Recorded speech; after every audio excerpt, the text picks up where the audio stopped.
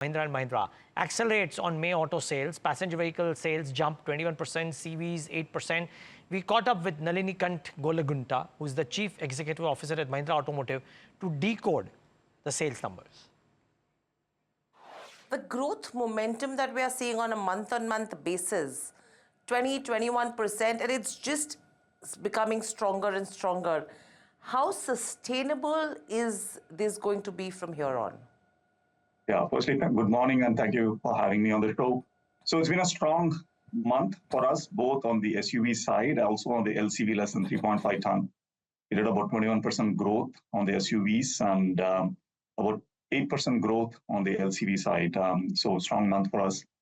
The way I would put it is the demand for the portfolio continues to be quite strong. I think customers continue to find strong value proposition with the brands that we're putting it out there. And in some ways, that's held us in good stead over the past few quarters, I would say. So in May, in the analyst meet, we put out an expectation that our SUV volume growth for the year will be in the mid to high teens. So we are optimistic that we'll be able to measure up to that number and high single digits for SUV under 3.5 tons. So again, we're quite optimistic on that front as well.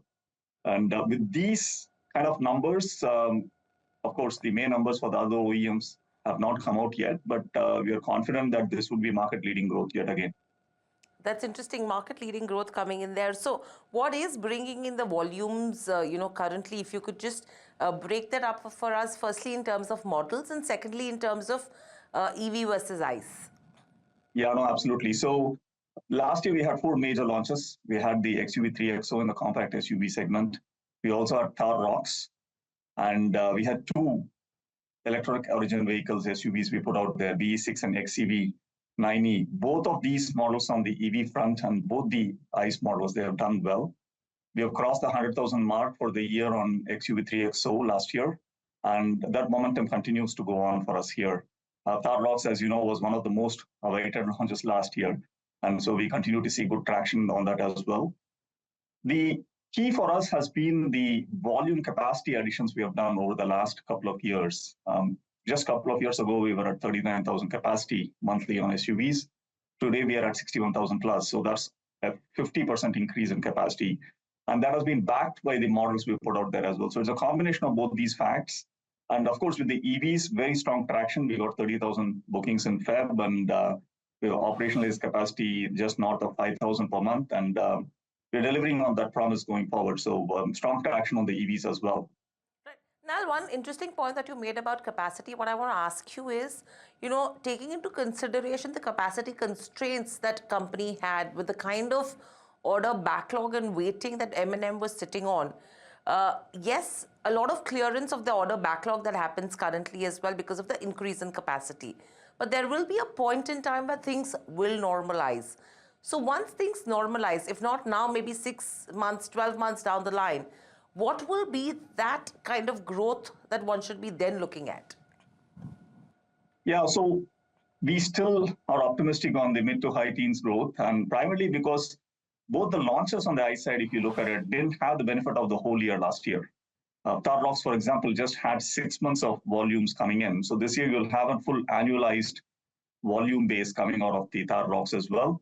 And XEV9E and BE6, both of these models were launched in the Q4. So we have, again, 3 additional quarters of volumes coming from that as well. And that's what gives us the confidence that we'll be able to deliver the kind of growth that we have promised. Apart from that, one of our conversations with dealer checks is indicating that there is some bit of fatigue that's coming in with regards to Scorpio and, XUV 700. What's the sense that you're picking up? Yeah, no, absolutely. So both the Scorpio products, Classic and Scorpio, and actually have done quite well. We are 14 to 15,000 volumes on a monthly basis. So we don't necessarily see that kind of lukewarm response on both these products. We actually see strong response. 700, obviously, it's been 4 years. It's a product which has been out there and much loved product. But it's time for a refresh. We are looking at something to be launched early next year. But with the value prop we put out there on the top end and the mid-end models, we see good traction, reasonable traction at this point in time, and we hope that will carry us through the festive season. Okay. Now, with regards to the 3XO, what's the plan with the petrol model scale up? Yeah, absolutely. So both on 3XO petrol as well as on Thar rocks, we have actually scaled up capacities. This is something we had talked about 2 quarters ago in the analyst meet. So on Thar rocks, we are now at 11,000 capacity. And the most important thing is fungible between the three-door and Thar rocks.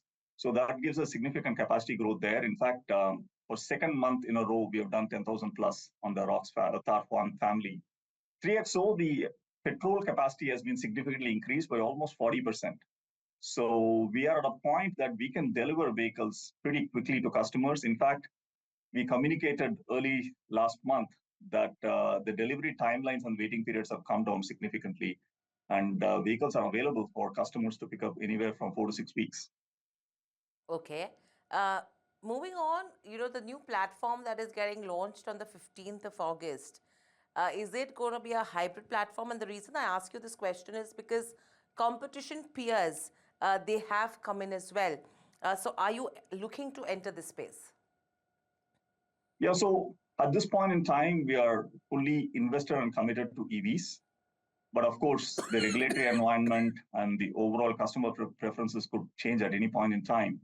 So while I don't want to go into too much of detail of what the August launch is going to be, we clearly are looking at optionality in our platform in terms of multiple powertrains and multiple fuel options. So you will see some of that getting played out in August, but stay tuned for the event itself.